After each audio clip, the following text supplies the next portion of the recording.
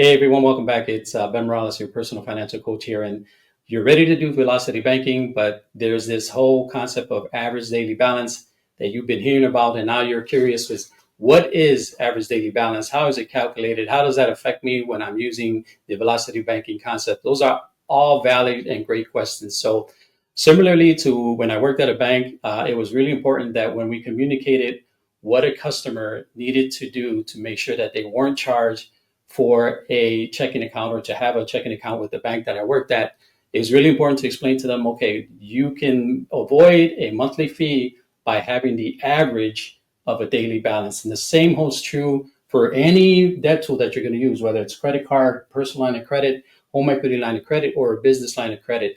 That calculation is always based off of an average daily balance. So today we're going to show what are the three things that the bank has to wait, right? They have to wait for these three things to occur in order to know exactly what your average daily balance, and that's going to actually impact your interest costs. So the first thing they're going to do is they're going to wait to track all of your expenses and what your balance is at the end of every single day.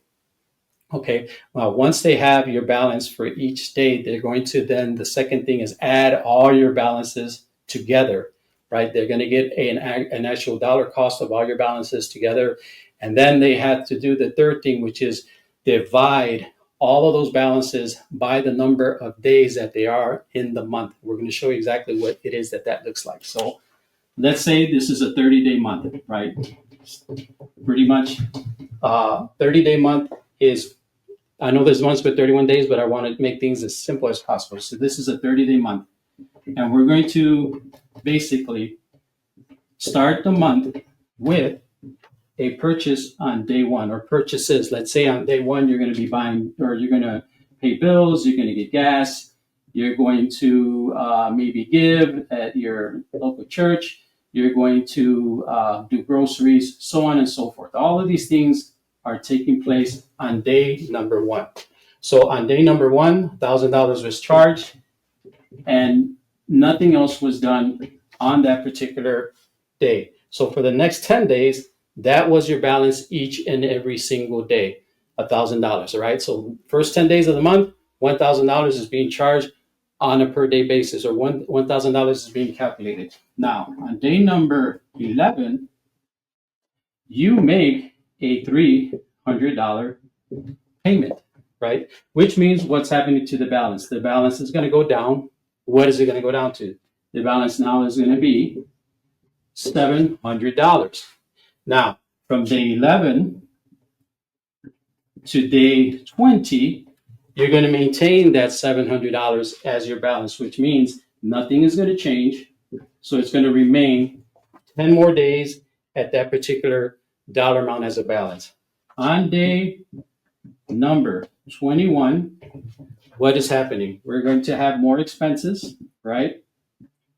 And the expenses are going to be $500.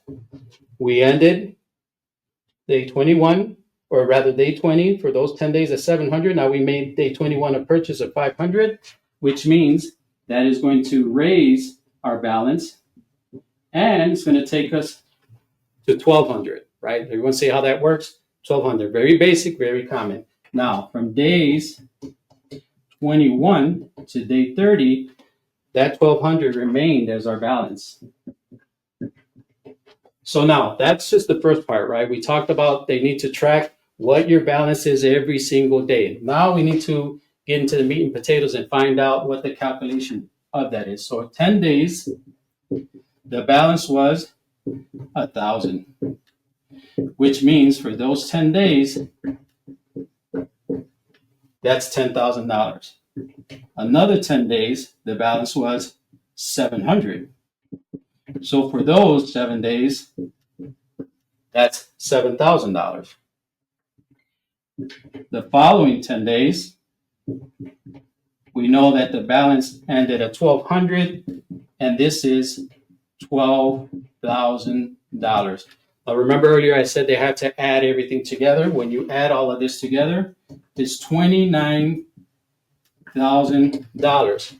That was just the first part. Now we need to figure out of that $29,000, we're trying to figure out what the average daily balance is. So the way to do that, we have to divide that by the number of days in the month. And in this month, there's 30 days. When we do that, we're going to get a number, $966.67. That is your average daily balance, right? Now we know that throughout the course of those 30 days, with the money that was being charged on it and the payments that were being made, we know that everything calculated together for that 30-day cycle is $966.67. So this credit card has an interest rate of 28.99%. So now we want to figure out what's the actual cost on the $966.67. Well, okay, so let's take a look at what the cost of interest is going to be for these 30 days. So we're going to start off with the $966.67, right? And we know that the interest cost here is 28.99. We divide that, right? Or rather, we multiply 96.67 times 28.99 divided by 365, which is 365 days in a year, right? That's what the banks use to average, to calculate the average.